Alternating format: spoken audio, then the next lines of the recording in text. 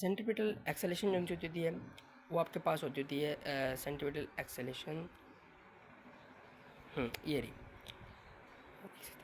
Centripetal force centripetal acceleration v square upon r a c is equals to, इसको a सी से print करते हैं और इसको हम लिख देते हैं v square upon small are. ये होती है सेंट्रीपिटल एक्सेलेरेशन आपके पास। और नेक्स्ट देखते हैं हम लोग moment of inertia. Moment of inertia I is equal to m r square होता था, torque is equal to I r I alpha होता था। बाकी आपने सारी चीज़ें पढ़ लेनी खुद ही। और एंगुलर मोमेंटम जो होता था एम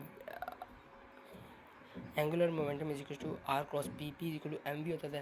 तो आप बाकी डेरिवेशंस करेंगे तो आर एम वी आएगा, वी की जगह आर ओमेगा पुट करेंगे तो आपके पास जो इनसे ड्राइव होगा फार्मूला वो आपके पास L is equal to I omega आ जाएगा। तो law of conservation of angular momentum क्या होता है? द टोटल मोमेंटम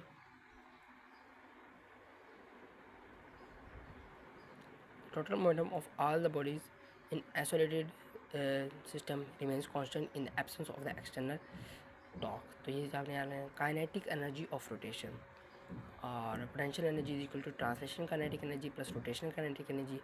तो potential energy M G H is equal to 1/2 M V के ट्रांसलेशन होती थी और ट्रांसलेशनल होती थी और रोटेशनल 1/2 आई ओमेगा होती थी। इसके अंदर प्लस का साइन नहीं आएगा, आई ओमेगा आएगा। ठीक है, अब इसकी डेरिवेशन कैसे होगी इसमें रोटेशनल काइनेटिक एनर्जी। तो ये काइनेटिक एनर्जी रोटेशनल जो सी है ये आपको समझ आनी ज़रूरी है। यहाँ पर देखें हमारे पास हमें पता है काइनेटिक एनर्जी होती किसके लिए? 1/2 एम वी स्केयर। ऐसी बात है अगर मैं वी की जगह वी के टू आर मेगा पुट करूँ 1/2 एम आर मेगा पुट कर दूँ आर स्केयर मेगा स्केयर, तो हमारे पास आंसर आएगा ये 1/2 आई ओमेगा स्केयर। तो ये आपके पास ओमेगा स्केयर भी इसके अंदर एक और मिस्टेक की हुई है इसने, जो ओमेगा स्केयर भी है। ठीक हो गया, ये हमने कॉन्सेप्ट तैयार कर लेना। और उसके बाद आपके पास आर्टिफिशियल सैटेलाइट आती थी, जो वो सब्जेक्ट्स ये वो ऑब्जेक्ट्स होते हैं जो अर्थ के अराउंड मूव कर रहे हैं। एक होती है नेचुरल और एक होती है आर्टिफिशियल। नेचुरल आपके मून हो गया, आर्टिफिशियल जो इंसान खुद बेचता है ये वो होती थी। उसके बाद नेक्स्ट देखते हैं ऑर्बिटल वेलोसिटी। अगर कोई ऑब्जेक्ट अर्थ के किसी भी प्लैनेट के इर्द गिर्द मूव करिए उस वेलोसिटी को हम ऑर्बिटल वेलोसिटी कहते हैं। उसका फार्मूला है v is equal to capital G capital M over small R whole का स्क्वायर रूट। अच्छा जी, real and apparent weight last पे देखते हैं। आर्टिफिशियल ग्रेविटी सुनिए, आर्टिफिशियल ग्रेविटी का फार्मूला पे जाना है frequency equal 1/2 square root G और कैपिटल आर। और आइंस्टाइन व्यू ऑफ ग्रेविटेशन यहाँ में खुद पढ़ लेने और जियोस्टेशनरी सैटेलाइट पढ़ लेने। Real and apparent wait concept समझेगा। रियल एंड अपेरेंट वेट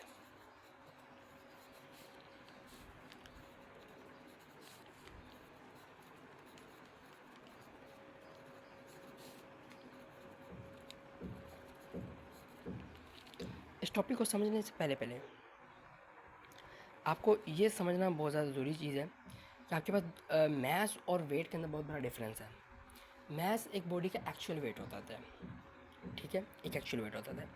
और वेट वो होता था जो फोर्स ऑफ ग्रेविटेशन उसके ऊपर एक्ट हो रही है, जितनी अमाउंट फोर्स ऑफ ग्रेविटी उसके ऊपर एक्ट होगी उतना उसका वेट होगा। ठीक है, इसलिए वेट हर प्लेनेट पर डिफरेंट होगा। पहाड़ पे आपका वेट डिफरेंट होगा और ज़मीन पे आपका वेट डिफरेंट होगा, और जबकि आपका मैथ सेम रहेगा हर जगह।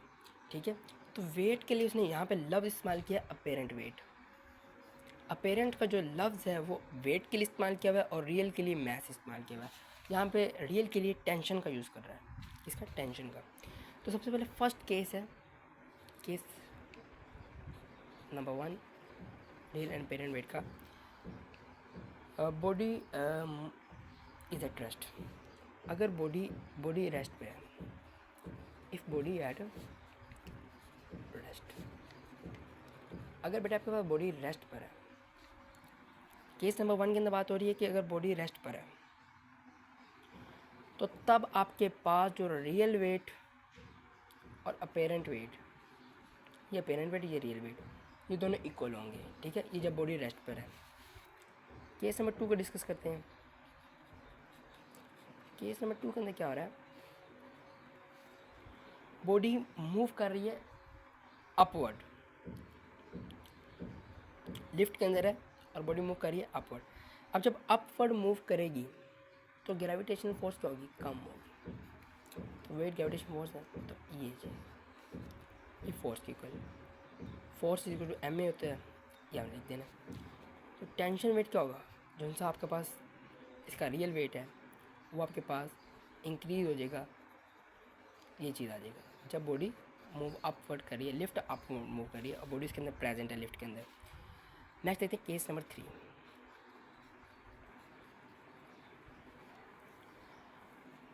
जब बॉडी जब लिफ्ट डाउनवर्ड मूव कर रही है, डाउनवर्ड वो अपवर्ड था, ये डाउनवर्ड आ गया। जब बॉडी डाउनवर्ड मूव कर रही है, यानी कि लिफ्ट जब डाउनवर्ड मूव कर रही है तो तब क्या होगा, तो केस नंबर 3 था ये।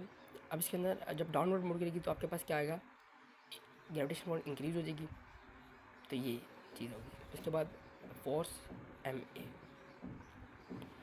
आपने हमेशा याद रखना है, आपने निकालना है पेरेंट, आपके पास जो सा रियल वेट है वो आपके पास क्या आएगा, W माइनस एम ए। ये कॉन्सेप्ट आपके पास दूसरा आ गया। केस नंबर 3 भी सॉल्व हो रहा है। केस नंबर 4 लास्ट केस है इस चीज़ का। अब ये टॉपिक बड़ा इंपॉर्टेंट है ई कैट के पॉइंट ऑफ व्यू क्लास से, और अगर आप आर्मी का टेस्ट भी दे रहे हैं PF का तो उसके लिए पॉइंट की लिहाज, उसके लिहाज से भी बड़ा इंपॉर्टेंट टॉपिक है। केस नंबर 4 के अंदर क्या हो रहा है, केस नंबर 4 के अंदर बॉडी जब जन सी है वो लिफ्ट फ्रीली फॉल्स करती है, जिनकी कोई ख़राबी होगी और फ्रीली फॉल कर रही है, अब उसके अंदर जो मोटर है वो नहीं चल रही, तो तब आपके पास क्या होगा, गिर तो नीचे रही है, तो आपके पास यही चीज़ कॉन्सेप्ट यूज़ होगा। लेकिन अब यहाँ पे एक्सेलेरेशन की वजह से नहीं मूव कर रही, अब यहाँ पे करेगी ग्रेविटेशन फोर्स कैसे, तो mg आ जाएगा। हमें पता W इक्वल टू mg होता था, तो टेंशन इक्वल्स टू, यानी कि ये आपके पास आपके पास real weight is equals to mg,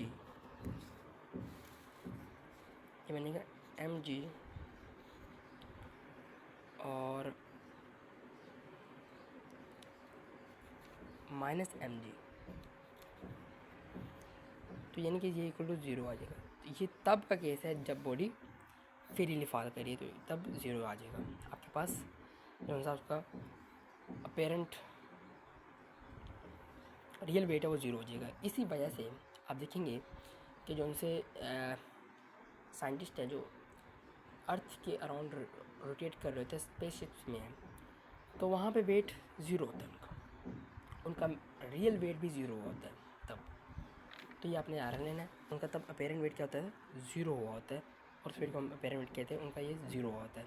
वो फ्रीली फॉल कर रहे होते हैं, फ्रीली मूव कर रहे होते हैं ग्रेविटेशन फोर्स की वजह से। जब बॉडी ग्रेविटेशन की वजह से मूव कर रही होगी तो हम उसको कहेंगे फ्रीली मूव कर रही है, ठीक है।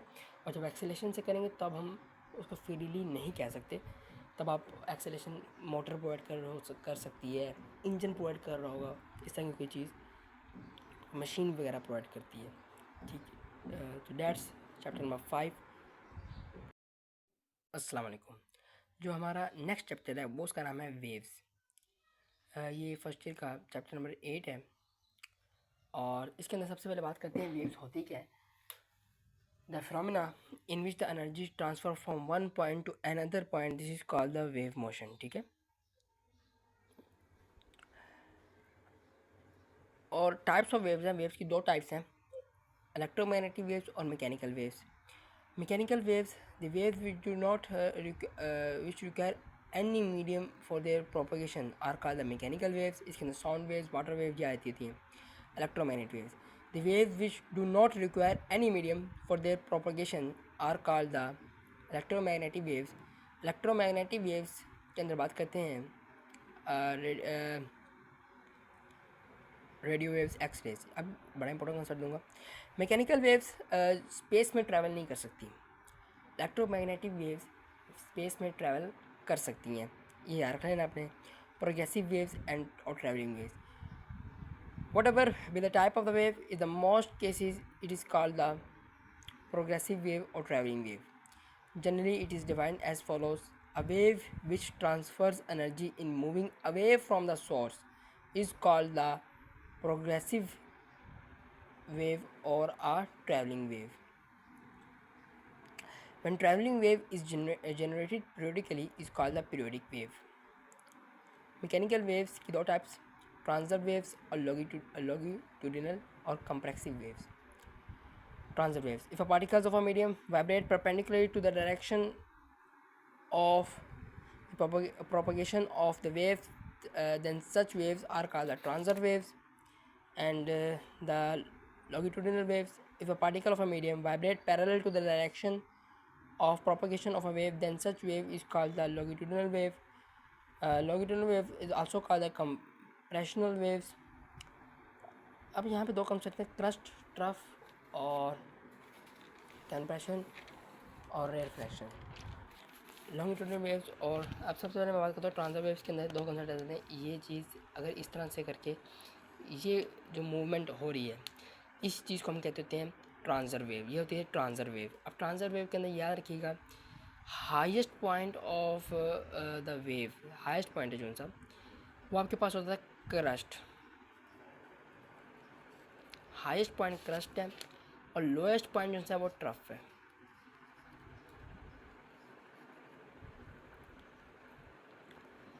क्रस्ट और trough. Distance between the crest, ये भी क्रस्ट है. Distance between the crest, two crest, दो क्रस्ट के दरमियान का डिस्टेंस लैम्डा होता है. उसके बाद दूसरा कॉन्सेप्ट है लॉन्गिट्यूडनल वेव या कंप्रेसिव वेव जिन्हें कहते थे. ये इस तरह मूव हो रही थी. ये देखिए अब इसमें दो चीज़ें आ गई. ये है कंप्रेशन, इसको मैं यूँ लिख देता हूँ, और ये आपके पास है रेयरफ्रैक्शन. यहाँ पे थोड़ा फासला है, दूर दूर है, इसलिए रेयरफ्रैक्शन और ये कंप्रेशन. अब इन दोनों के दरमियान का डिस्टेंस लैम्डा. ठीक होगा. ये आपके पास दो कॉन्सेप्ट्स थे जो डिस्कस करना मेरे लिए ज़रूरी थे, तो मैंने आपको करवा दिए. उसके बाद speed of sound. Speed of sound air में जो होती थी वो क्या होती है, वो आपके पास फार्मूला है v=f λ, इससे निकलती है. लेकिन अब यहाँ पे उसने न्यूटन और लेप्लेस दो साइंटिस्ट का डिस्कस किया है, उस पर हम देखते हैं. वैसे v=f λ जनरल फार्मूला है, लेकिन न्यूटन और लेप्लेस ने फार्मूले दिए थे वो सुनने पहले. न्यूटन ने जो फार्मूला दिया वो दिया v = इलास्टिसिटी ओवर डेंसिटी, यानी कि v = square root e over rho, या फिर v = square root p over rho. लेकिन जो ओरिजिनल स्पीड है, speed of sound in air, वो है 332 मीटर पर सेकेंड. ओरिजिनल स्पीड जो हमने एक्सपेरिमेंट से हासिल की है. लेकिन जो न्यूटन के इस फार्मूले से आंसर आ रहा था वो 280 मीटर पर सेकेंड आ रहा था, जिससे एक बहुत बड़ा एरर था जिसको हम इग्नोर नहीं कर सकते. इसके बाद हमारे पास साइंटिस्ट है लेप्लेस. लेप्लेस ने जो हमें स्पीड ऑफ साउंड फाइंड करने का फार्मूला दिया वो था v = square root gamma p over rho. ये जो r है ये गैमा असल में गैमा p ओवर रो. जो इससे आंसर आ रहा था वो तो आ रहा था 333 मीटर पर सेकेंड. अब थोड़ा सा एरर आ रहा था उसको हम इग्नोर कर सकते हैं. अच्छा, इसके अंदर यहाँ पे पैराग्राफ के अंदर ये चीज़ें नहीं लिखी हुई, लेकिन आपकी फर्स्ट ईयर की बुक के अंदर ये एक्सप्लेन कर दिया गया हुआ है. तो ये तो ई कैट की बुक है, उसकी समरी पॉइंट दिए हुए, तो ये याद रख लेना. ये जो मैं बता रहा हूँ ये काम आएंगी चीज़ें. नेक्स्ट देखते हैं V T over V naught = square root rho naught over rho T. यानी किससे हमें पता चला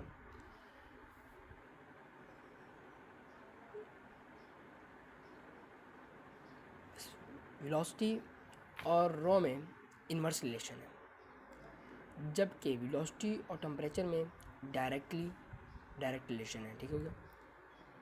और बड़ा important formula v = v0 plus 0.61 t degree Celsius. v = v0 plus 0.61 t. ये टेम्परेचर है डिग्री सेल्सियस के अंदर जो हमने मेजर करना होता है. तो ये आपके पास था मेरे चैप्टर नंबर 8. तो ये क्लियर हुआ. और बाकी वीडियो को ज़्यादा से ज़्यादा शेयर करें, लाइक करें, कमेंट करें और सब्सक्राइब करें चैनल को. आपकी बड़ी बड़ी मेहरबानी. अस्सलाम वालेकुम. आज का जो लेक्चर है वो है ऑसिलेशंस के ऊपर, चैप्टर नंबर 7 है फर्स्ट ईयर का. स्टार्ट करते हैं ऑसिलेटरी मोशन क्या होता है। It is defined as to and fro motion of a body about its mean position, this is called the oscillatory motion. तो एक पेंडुलम ए पॉइंट से शुरू हुआ और बी पॉइंट पर ख़त्म हुआ, इसी तरह मूव करता जा रहा है बार बार, तो इसे कहते हैं, इस मोशन को हम कहते हैं ऑसिलेटरी मोशन। उसके बाद periodic motion, a motion which repeats itself after the equal intervals of the time, this is called the periodic motion. Restoring force क्या होता है? It is the force acting on an oscillating body. This force tries to restore its equilibrium rest position and is always directed towards the rest position. और ये rest जो restoring force है ये हमेशा main position की तरफ इसकी direction होती है। यही फोर्स ये वो फोर्स है जो जिसकी वजह से एक पेंडुलम बार बार एक पोजीशन से दूसरी पोजीशन तक मूव करता है। यहाँ पे रेस्ट पोजीशन से मुराद मेन पोजीशन ली जा रही है, ठीक है। और vibration, one complete round trip of an oscillating body is called a vibration.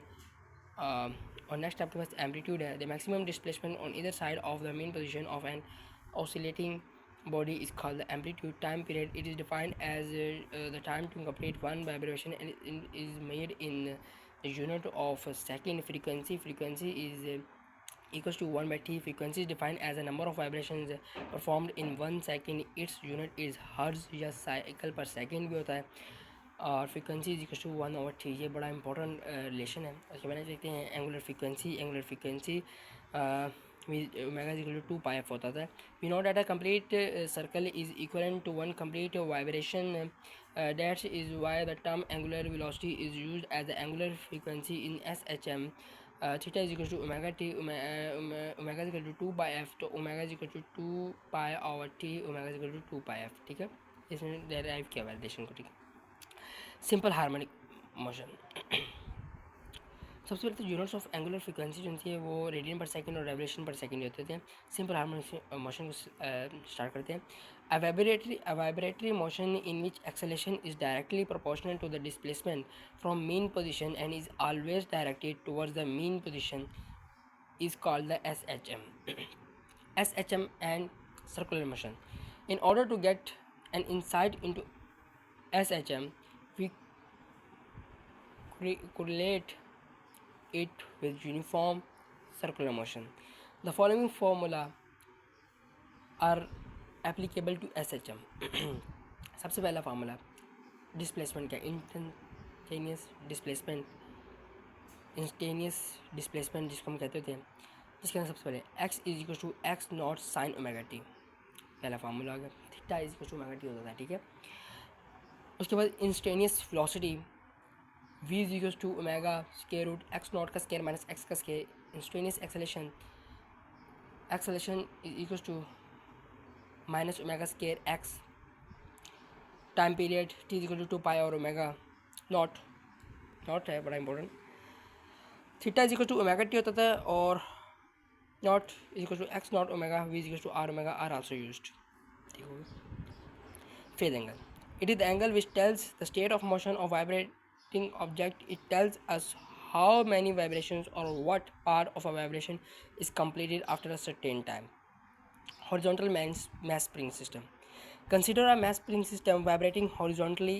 Its acceleration at any point is given by, इसकी एक्सेलेरेशन दी हुई है, acceleration is equal to minus K over M into X, comparing it with the acceleration is equal to minus omega square X. यहाँ से omega की value आ जाएगी, omega is equal to K over M जब आप compare करेंगे। तो आप अगर ओमेगा वो जितने भी फार्मूलाज वो सारे उसके अंदर वैल्यूज पुट करनी है, तो आपके पास ये सारे इंपॉर्टेंट फार्मूलाज ये सारे याद लेने हैं। उसके बाद नेक्स्ट देखते हैं सिंपल पेंडुलम। सिंपल पेंडुलम के जो ओमेगा होता था वो आपके पास होता था omega is equal to square root G over L, ठीक है। दोबारा सुन लें, सिंपल पेंडुलम के अंदर जो ओमेगा का फार्मूला होता था वो होता था square root G over L, बाकी अगर वैल्यूज जैसे पुट कर देनी है। ओमेगा इज इक्वल टू दो फार्मूला जो ओमेगा के पड़े, omega is equal to square root K over M और omega is equal to square root G over L. Next concept आता है energy conservation in the SHM। तो energy हमेशा conserved रहती होती है इसके अंदर। यहाँ पे kinetic energy is equal to 1/2 K X naught का स्केयर होता था, potential energy is equal to 1/2 K X naught का स्केयर होता था। वी कंक्लूड दैट इस इससे हम ये कंक्लूड कर सकते हैं, ये आंसर रिजल्ट ला सकते हैं, in an oscillating system kinetic and potential energy interchange but the total energy remains the constant, ठीक है। However because of friction energy is dissipated and consequently the system does not oscillate definitely indefinitely. Free oscillation. A body is said to perform free oscillation if it vibrates with its own natural frequency under the restoring force only without any applied force. अगर body oscillate कर रही है without any force तो उसके कहते हैं free oscillations. If a body oscillate after applying the force then this is called the force oscillations. And similarly, resonance एक होती है, resonance is a natural frequency, is a phenomenon related with forced oscillation. Resonance is produced when the frequency of applied force is equals to one of the natural frequency. Beats इसका उल्टा है. Beats irregular frequency होती है जो natural नहीं होती थी, which is beats are not natural frequencies. Damped oscillations. As the bob of a pendulum moves to and fro, it comes to rest after some times due to air friction, and we say that air friction has damped its oscillation. Therefore, the oscillations are called the damped oscillations, in which amplitude of oscillations goes on decreasing as the time passes and ultimately becomes zero. An example of damped oscillator is the shock absorber of a car, which provides a damping force to prevent successive oscillations.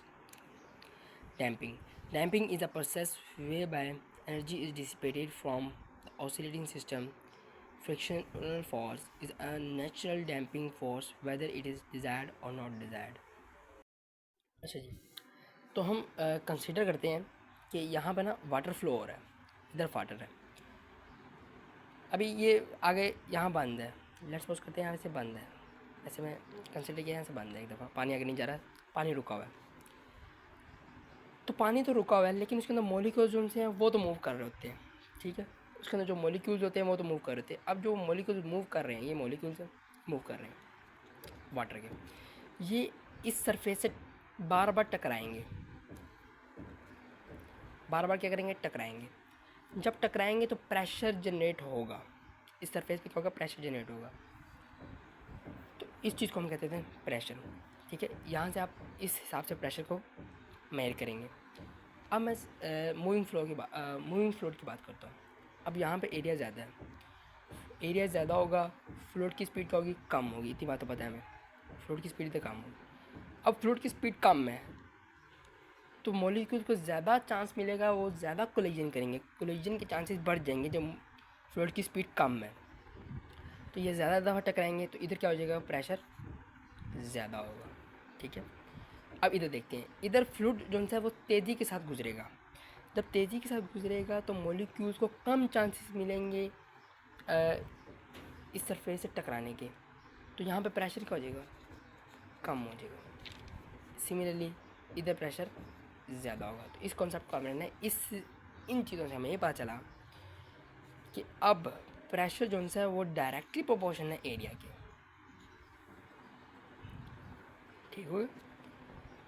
But pressure is inversely proportion है तो वो किसके है, velocity के, ठीक हो गया. ये दो रिलेशन हमें यहाँ से पता चल गए, ठीक हो गया. अब इसके अंदर जो नीचे लाइंस पाइप है जैसा छोटा सा, इसके अंदर होता है मरकरी, ये सारा मरकरी है, ठीक है. अब इधर वैसे मरकरी को हम जब अंदर डालेंगे तो दोनों तरफ से बराबर हो जाएगा, यहाँ पर मरकरी इधर मरकरी, दोनों तरफ बराबर कर लेगा. लेकिन जब यहाँ प्रेशर जनरेट होगा, इधर प्रेशर क्या होगा, ज़्यादा है, इधर प्रेशर ज़्यादा है तो यहाँ थोड़ा नीचे चला जाएगा. और इधर लेट्स सपोज बल्कि ये जगह ज़्यादा बड़ी है और ये ज़्यादा छोटी है, तो इधर आपके पास थोड़ा सा ऊपर होगा, इधर आ जाएगा, और यहाँ प्रेशर ज़्यादा होगा बिकॉज एरिया ज़्यादा है, तो यहाँ प्रेशर ज़्यादा होगा तो यहाँ थोड़ा सा नीचे आ जाएगा, ठीक है.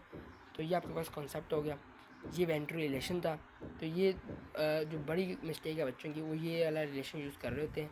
तो ये रिलेशन यहाँ पे नहीं लगेगा, ये वाले रिलेशन लगेंगे यहाँ पर, ठीक है. तो ये ई कैट का जो सा अभी 2024 में पेपर हुआ था उसके अंदर ये है, इस वेंट रिलेशन से 2 MCQ आए हुए थे और वो इसी बेस पे थे, ये चीज़ें उसने पूछी हुई थी। तो ये अक्सर गलत हो जाते हैं, बच्चे वो वाला रिलेशन यूज़ कर लेते हैं, वो वाला रिलेशन आपने नहीं यूज़ करना, आपने ये वाले 2 रिलेशन यूज़ करने हैं। और इसके पीछे का मैंने को कॉन्सेप्ट भी समझा दिया। अस्सलाम वालेकुम। आज हम चैप्टर नंबर 2 करेंगे स्टार्ट, जिसका नाम है वेक्टर्स एंड इक्विलिब्रियम। इसके अंदर सबसे पहले बात करते हैं स्केलर एंड इसके अंदर सबसे पहले बात करते हैं scalar and vector quantity. Scalar quantity एक ऐसी क्वांटिटी होती है जिसका सिर्फ मैग्नीट्यूड होता है, इसकी डायरेक्शन नहीं होती। इसका यूनिट भी होता है लेकिन इसकी डायरेक्शन नहीं होती। मैग्नीट्यूड होता है इसका और इसका यूनिट होता है और इसकी डायरेक्शन नहीं होती, जिसके अंदर हमारे पास आपके पास आता होता है लेंथ, टाइम, ये चीज़ें, डिस्टेंस भी इसके अंदर शामिल होता था। जबकि वेक्टर क्वांटिटी की बात करेंगे, वेक्टर क्वांटिटी ऐसी क्वांटिटी होती थी जिसका मैग्नीट्यूड भी होता था, लेंथ भी जिसका मैग्नीट्यूड होता था, डायरेक्शन होती थी और यूनिट भी होता था। तो वेक्टर क्वांटिटी के अंदर हमारे पास आती थी वेलोसिटी, डिस्प्लेसमेंट, ये चीज़ें जो उनसे आती थी ये वेक्टर क्वांटिटी के अंदर आती थी। रिजल्टेंट वेक्टर वो होता था sum of two vector is called the resultant vector. आपने अगर दो वेक्टर को ऐड करना है तो आप यूज़ करते हैं हेड टू टेल रूल। अगर आपने दो वेक्टर्स को अगर आपने दो वेक्टर्स को ऐड करना है तो आप यूज़ करते हैं हेड टू टेल रूल। अगर आपने रिजल्टेंट वेक्टर फाइंड करना है तो आप यूज़ करते हैं टेल टू हेड रूल। उसके बाद आपके पास नेक्स्ट चीज़ आती थी वेक्टर सब्सट्रैक्शन। वेक्टर सब्सट्रैक्शन के अंदर आप लोग जैसे कि a minus B is equal to a plus minus B, ये एडिशन की ही तरह का है, बस anti parallel vectors vector subtraction के अंदर आते होते हैं। Multiplication of a vector by scalar quantity. अगर एक वेक्टर को अगर n नंबर से मल्टीप्लाई करवाएं और वो अगर पॉजिटिव हो तो जो वेक्टर ए की डायरेक्शन सेम ही रहेगी, लेकिन अगर वो नेगेटिव हो n, वो नंबर कोई भी हो, 2 हो, 3 हो, अगर -3 से मल्टीप्लाई कर दें तो आपके पास एक ही वेक्टर जो है डायरेक्शन उसकी चेंज हो जाएगी। तो यूनिट वेक्टर वो वेक्टर होता है जिसका मैग्नीट्यूड 1 होता था और unit vector is equal to होता था वेक्टर ओवर वेक्टर का मैग्नीट्यूड। ठीक है, तो ये सारा कॉन्सेप्ट है यूनिट वेक्टर के कॉन्सेप्ट से। यूनिट वेक्टर को डिनोट करते हैं जिस तरह कि यहाँ पे क्या हुआ है, ए कैप, आई कैप, ये सारे यूनिट वेक्टर्स हैं। उसके बाद नेक्स्ट कहते हैं जिस वेक्टर के ऊपर कैप लगाओ, ये जो ऊपर उनके साइन है ना, तो उसको कहते हैं कैप। तो जिन वेक्टर्स के ऊपर ये साइन हो कैप वाला तो आप वो कहेंगे कि यूनिट वेक्टर का मैग्नीट्यूड 1 होता है। उसके बाद नेक्स्ट बात करते हैं नल वेक्टर। नल वेक्टर वो वेक्टर होता है जिसका मैग्नीट्यूड 0 होता है। उसके बाद नेक्स्ट देखते हैं हम लोग इक्वल वेक्टर। दो वेक्टर्स इक्वल हो सकते हैं अगर उनकी डायरेक्शन भी सेम है, उनका मैग्नीट्यूड भी सेम है। तो ये आपने कॉन्सेप्ट रखना है। Addition of vectors by head to tail rule, ये पहले मैं आपको समझा चुका। Rectangular components of the vector, दो तरह के रेक्टेंगुलर कंपोनेंट्स होते हैं, आर एक्स होता है, आर वाई होता है। ये दो होते थे, आपकी बुक के अंदर यही दो डील आप किए गए हैं फर्स्ट ईयर की। नेक्स्ट अगर बात करते हैं हम लोग, तो vector in space have 3 units. तो ये भी बड़ा इंपॉर्टेंट कॉन्सेप्ट है, MCQ आता होता है। Addition of vectors by rectangular components. तो रेक्टेंगुलर कंपोनेंट्स तो मैंने पहले बताया था, रिजल्टेंट क्या होता है, a प्लस बी होता है। रेक्टेंगुलर कंपोनेंट्स आर एक्स होता था, आर वाई होता था। तो A X plus B X R X के इक्वल होता था और A Y plus B Y is equal to R Y के इक्वल होता था। अगर आप मैग्नीट्यूड निकालेंगे तो मैग्नीट्यूड एक्स का कंपोनेंट का स्केयर प्लस वाई का कंपोनेंट का स्केयर, ये आपके पास आर का मैग्नीट्यूड आ गया। थीटा निकालेंगे तो theta is equal to R Y over R X, तो ये आपके पास वाई कंपोनेंट और एक्स कंपोनेंट, ठीक हो गया। उसके पास स्केलर प्रोडक्ट, और जिसको हम डॉट प्रोडक्ट भी कहते थे, A dot B cos theta के इक्वल होता है। अगर आपके पास एंगल जो है दो वेक्टर्स पैरेलल हैं तो आपके पास, आपको पता है एंगल बनेगा 0 डिग्री, तो कोस 0 डिग्री होता है 1, तो एंगल मैक्सिमम होगा। तो A dot B is equal to A B आएगा अगर एंगल पैरेलल हैं। अगर परपेंडिकुलर है तो cos 90 degree is equal to 0 होता है। दो प्रोडक्ट का जो उनका दो वेक्टर्स है उनका प्रोडक्ट 0 के इक्वल आएगा। एंटी पैरेलल है तो एंटी पैरेलल उसके ऑपोजिट आ जाएगा, क्योंकि 1 cos 180 -1 होता है। इसी तरह के आपने कॉन्सेप्ट यूज़ करने हैं। सेल्फ प्रोडक्ट के अंदर 0 डिग्री आंसर 0 डिग्री एंगल होता है, तो तब भी A dot basically A B आएगा। इसी तरह यहाँ पे कॉन्सेप्ट यूज़ किए हैं आई डॉट आई, ये आपके पास सेल्फ प्रोडक्ट है तो ये सेल्फ प्रोडक्ट इक्वल टू हमेशा 1 आएगा। J dot J self product है, एंगल बन रहा है 0 डिग्री तो आंसर 1 आएगा। के डॉट के आंसर 1 आएगा, सेल्फ प्रोडक्ट है। लेकिन अगर ये परपेंडिकुलर वेक्टर्स आ गए, आई डॉट जे ये परपेंडिकुलर होते थे तो यहाँ पे 0, जे डॉट के 0 और के डॉट आई 0 होता है, ये परपेंडिकुलर हो जाएंगे। ठीक है, ये परपेंडिकुलर होंगे। और उसके बाद हम नेक्स्ट देखते हैं vector product by cross product. Cross product A cross B, A cross B is equal to A B sine theta. अब इसके अंदर साइन थीटा आता था और यहाँ पर हम देखते हैं ये कॉन्सेप्ट चलता है। इस चीज़ को आपने याद रखना है, आपने इस चीज़ को घुमाना क्लॉकवाइज की रोटेशन करनी है। देखें, पहले आई लिखना है जे के, फिर आपने ये एरोस बनाने क्लॉकवाइज ए एरोस बनाए। अगर मैं आई क्रॉस जे करूँ तो आंसर मेरे पास के आएगा, के क्रॉस आई करूँ तो मेरे पास आंसर जे आएगा। लेकिन अगर मैं आई क्रॉस के करो तो आंसर मेरे पास माइनस जे आएगा, और जे क्रॉस आई करो तो आंसर मेरे पास माइनस के आएगा। ये यहाँ पे कुछ रिजल्ट्स भी दे दिए। तो ये आपने याद रख लेना है। इस फिगर से याद करना काफ़ी आसान हो जाएगा आपके लिए। इक्विलिब्रियम, अगर कोई बॉडी के पास फोर्स अप्लाई करी जा रहे हैं हर डायरेक्शन से, लेकिन फिर भी वो रेस्ट पे है, तो उस स्टेट को हम कहते हैं इक्विलिब्रियम स्टेट। इसमें दो तरह की चीज़ आती है, स्टैटिक और डायनामिक। स्टैटिक जब बॉडी है ही रेस्ट पे, रुकी हुई है, वहीं पे एक जगह पे मौजूद है। लेकिन डायनामिक जब बॉडी यूनिफॉर्म वेलोसिटी के साथ मूव कर रही है, तो तब उस चीज़ को हम डायनामिक कहेंगे। फर्स्ट कंडीशन ऑफ इक्विलिब्रियम क्या होती है कि sum of all the forces is equal to zero. इसके अंदर एक्स एक्सिस पर भी जीरो हो सकते हैं, वाई एक्सिस पर भी जीरो होता है, और sigma F equal to zero. ये तीन condition. Second condition of equilibrium के अंदर sum of torque acting upon a body is equal to zero. तो वो आपके पास चीज़ आती है sigma torque is equal to zero होगा। इस साइन को जो हम कहते थे सिग्मा कहते थे। ये था आपके पास चैप्टर नंबर 2। आगे नेक्स्ट हम कहते हैं, और इसके कुछ MCQ है, ये आप खुद देख लीजिएगा, ये मैं इंक्लूड कर रहा हूँ वीडियो में। इसके बाद हम नेक्स्ट चैप्टर स्टार्ट करते हैं, चैप्टर नंबर 3।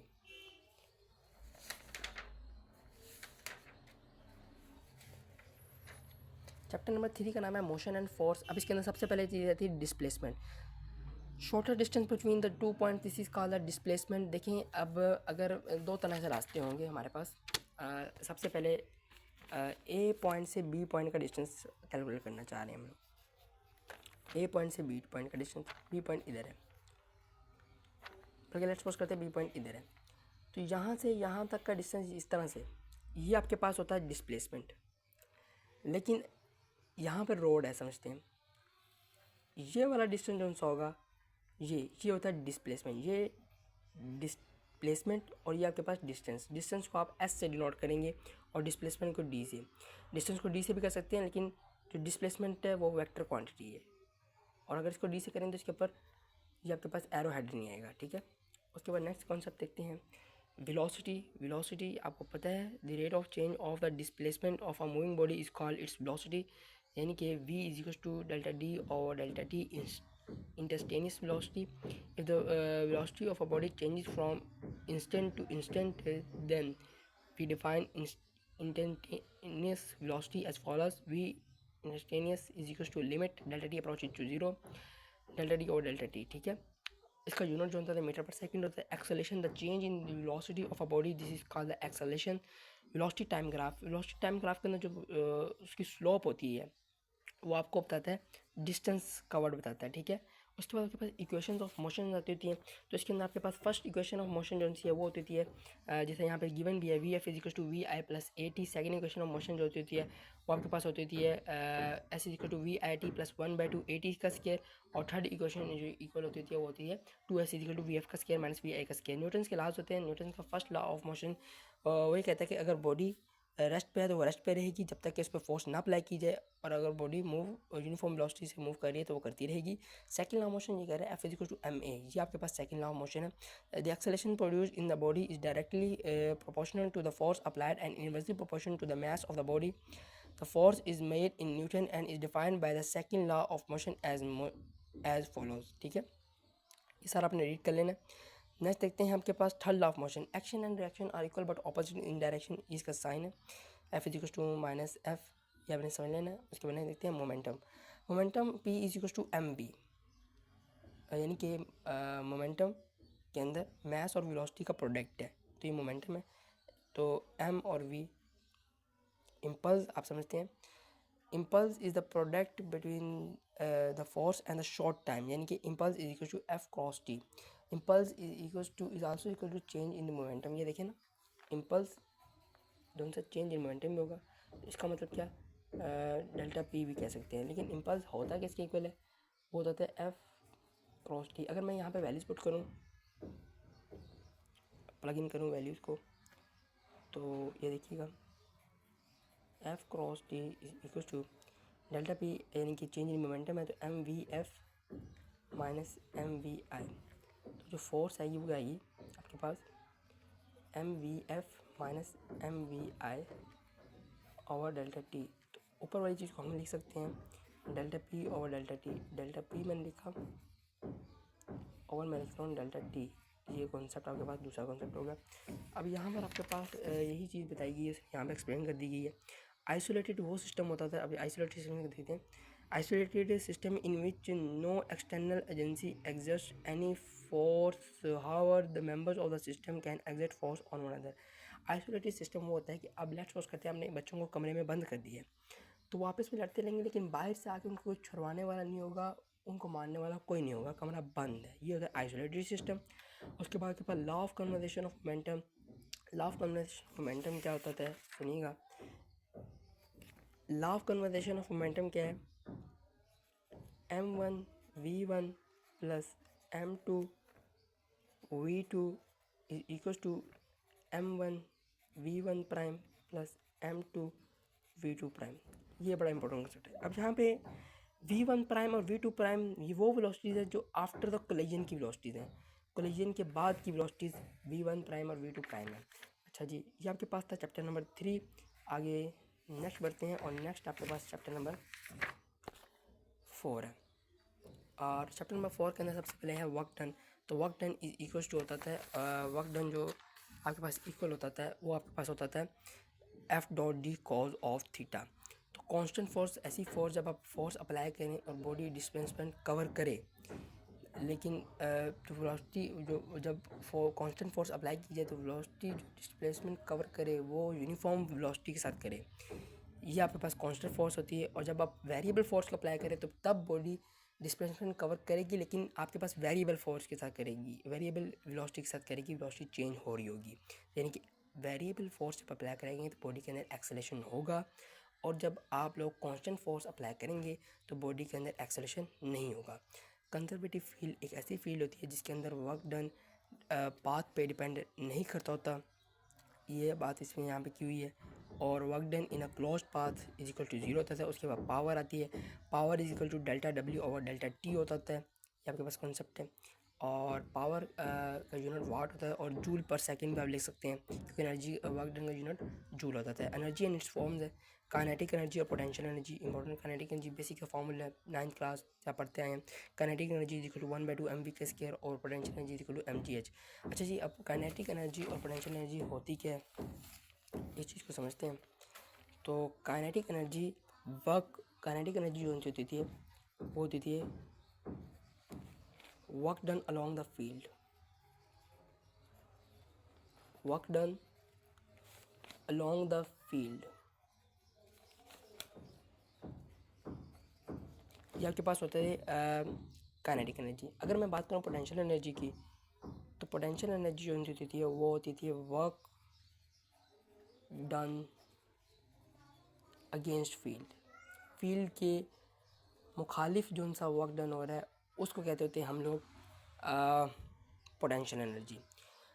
अब इसकी एग्जांपल इस तरह से फील्ड आपके पास दो तरह से होती है, मैग्नेटिक फील्ड और इलेक्ट्रिक फील्ड। अगर लेट्स सपोज करते हैं हमें पता है कि जो सी ग्रेविटेशन फोर्स होती है वो नीचे की तरफ हर बॉडी को खींचती है।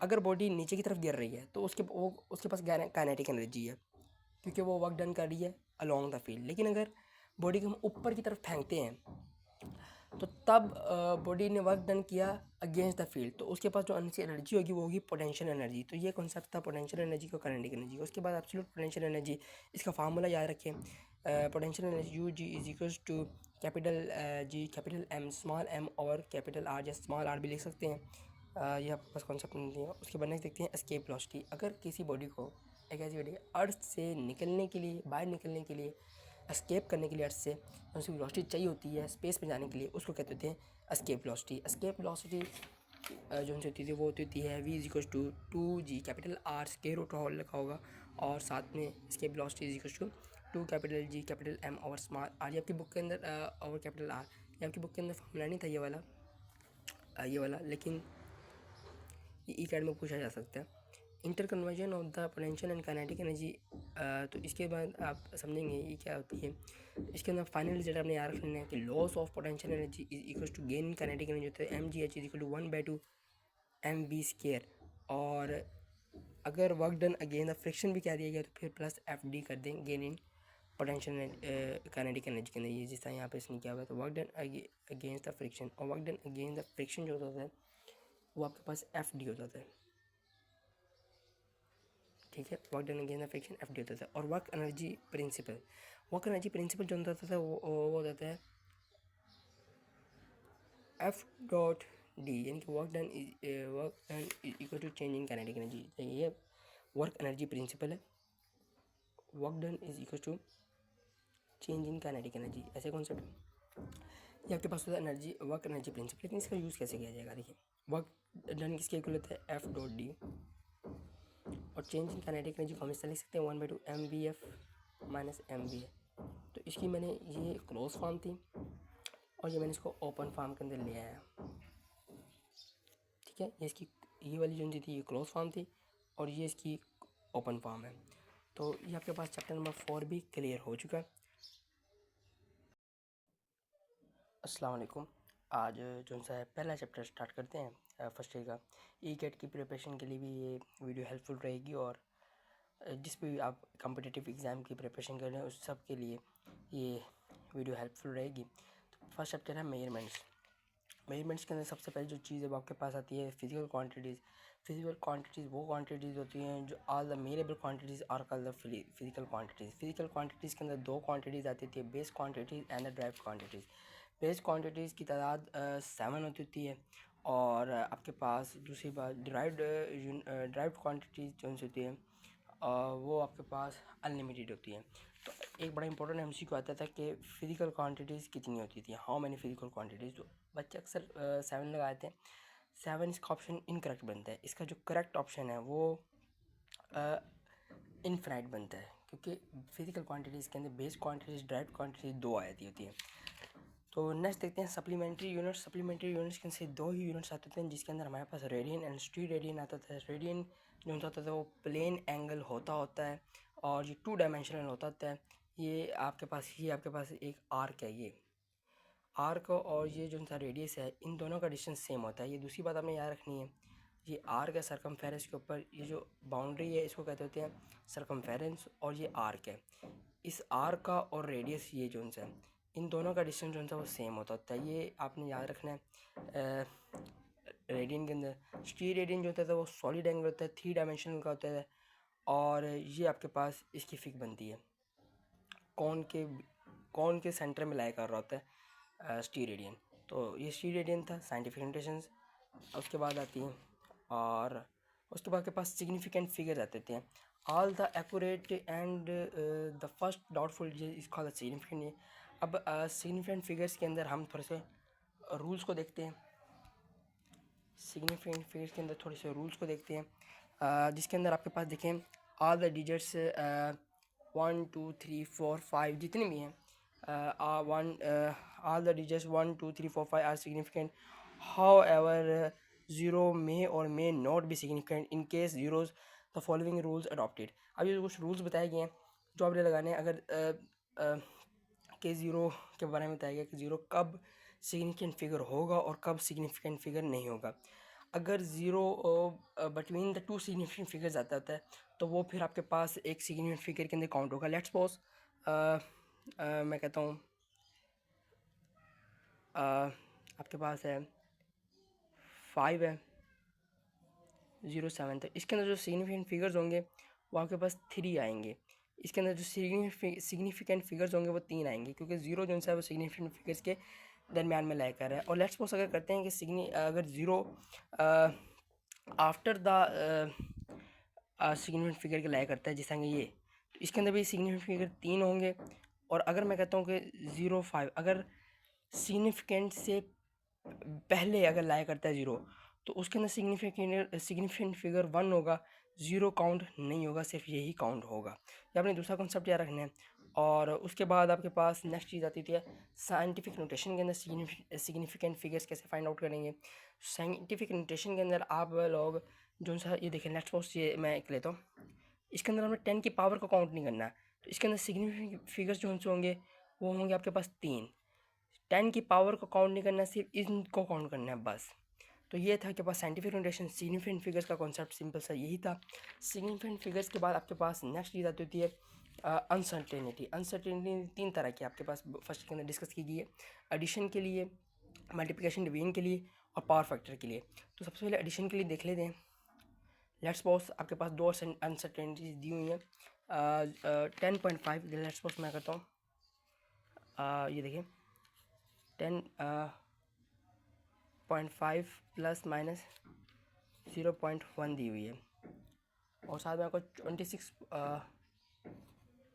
26.8 और हम कहते हैं प्लस माइनस 0.1। ये आपको अनसर्टेनिटी दी हुई है। इसकी एडिशन कैसे निकालनी है, इसकी सब्ट्रैक्शन कैसे नहीं है। एडिशन के अंदर आपने क्या करना होता है, सिंपल ऐड करना होता है। 5 और प्लस 8 कितने होते हैं, 13 होते हैं। तो वो आपने यूँ कर देना है, बीच में पॉइंट ऐसी चीज़ एज इट इज़ आएगा, और ये आपके पास 7 आ जाएगा और ये 3 आ जाएगा, और ये plus minus as it is लगेगा, और इनको भी आपने ऐड करना है। तो ये 2 और 0 ये चीज़, तो ये आपके पास ऐड होगी अनसर्टेनिटीज़। और अगर मैं सब्ट्रैक्ट की तरफ जाऊँ तो सब्ट्रैक्ट भी हम इन्हीं को करेंगे एज इट इज़ ही, प्लस माइनस 0.1, 26.8 प्लस माइनस 0.1। अगर इनको मैं सब्ट्रैक्ट करूँ तो सब्ट्रैक्ट के अंदर बड़ा इंपॉर्टेंट कंसेप्ट है कि 1 पहले इनको आपने कर लेना। 5 और 8 कितना होगा, 5 में से 8 निकाला आप नहीं निकाल सकते। आप वहाँ से एक ऐसे में लेंगे 51 से, इनको आप सब्ट्रैक्ट कर लेंगे, कैलकुलेटर से कर लीजिएगा, और कुछ भी कुछ आंसर जो आएगा वो आपने लिख देना है। तो लेट्स सपोज मैं कहता हूँ आंसर हमारे पास शायद है 16.3 आंसर आएगा इसका, प्लस माइनस 0.1। अब इनको आपने प्लस करें या माइनस करें। अगर आप माइनस कर रहे हैं अनसर्टेनिटीज़ को तब भी इनको ऐड करना है, और अगर आप ऐड कर रहे हैं अनसर्टेनिटीज़ को तब भी आपने इनको आपने ऐड करना होता है। और इनको हम कहते हैं लीस्ट काउंट। लीस्ट काउंट का हमेशा आप क्या करेंगे, ऐड करेंगे। तो ये लीस्ट काउंट है, तो ये आ जाएगा 0.2। ये आपके पास होती थी ओरिजिनल वैल्यू, ठीक है। ये आपके पास ओरिजिनल वैल्यू होती थी, जो एक वेलोसिटी या वॉल्यूम जिसकी भी वैल्यू, ये उसकी ओरिजिनल वैल्यू होती थी। और ये आपके पास लीस्ट काउंट होती है, इसको हम लीस्ट काउंट कहते होते हैं, ठीक है।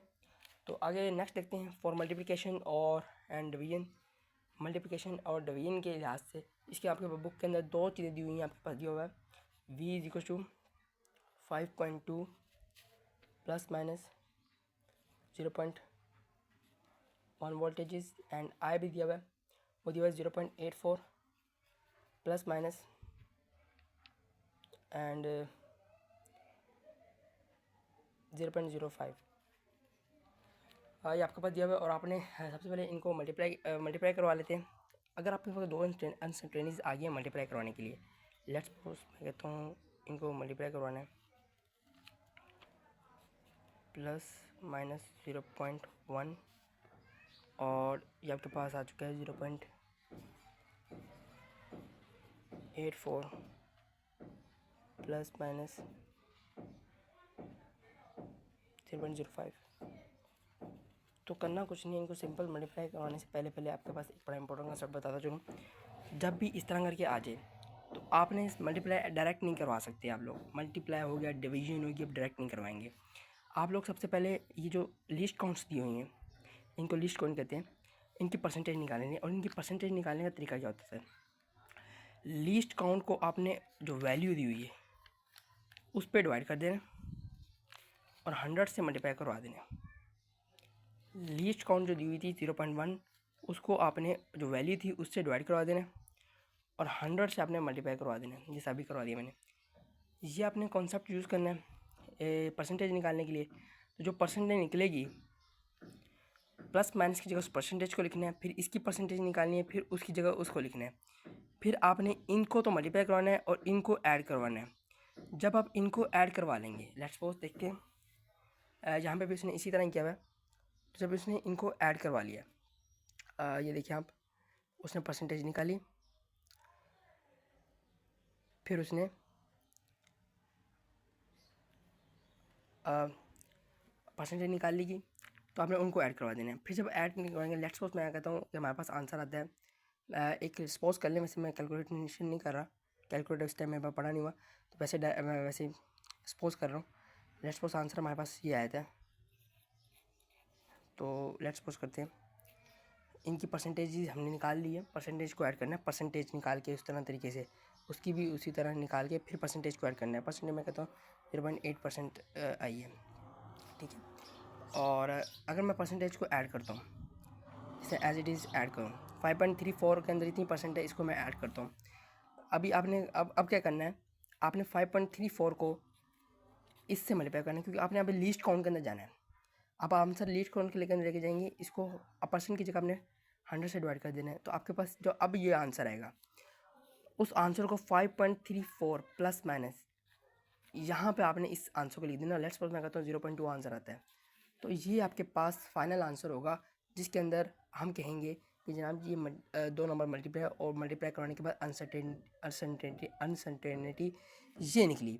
ये 2 मल्टीप्लाइज थे, ये 2 नंबर थे जिनको हमने मल्टीप्लाई किया, उनके बाद इसकी अनसर्टेनिटी ये निकली।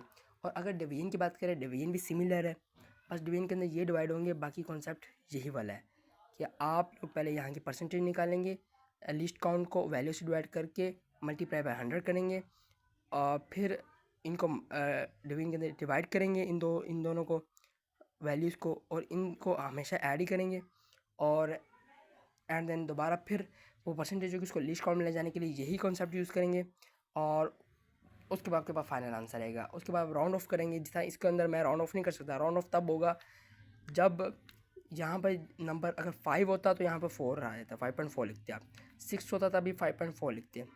तो यानी कॉन्सेप्ट यूज़ करना है।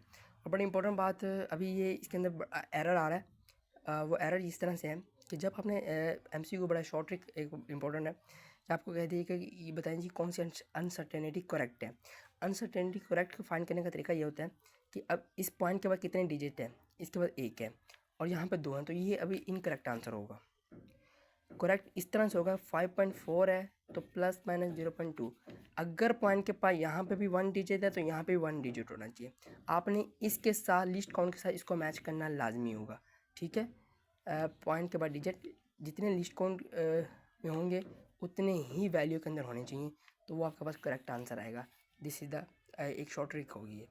और इसके बाद ये आपके पास 2 तरह की टाइप्स के एरर्स होते थे, जिसके अंदर हमारे पास 2 एरर्स आते थे, जो भी मैं डिस्कस करवाता हूँ।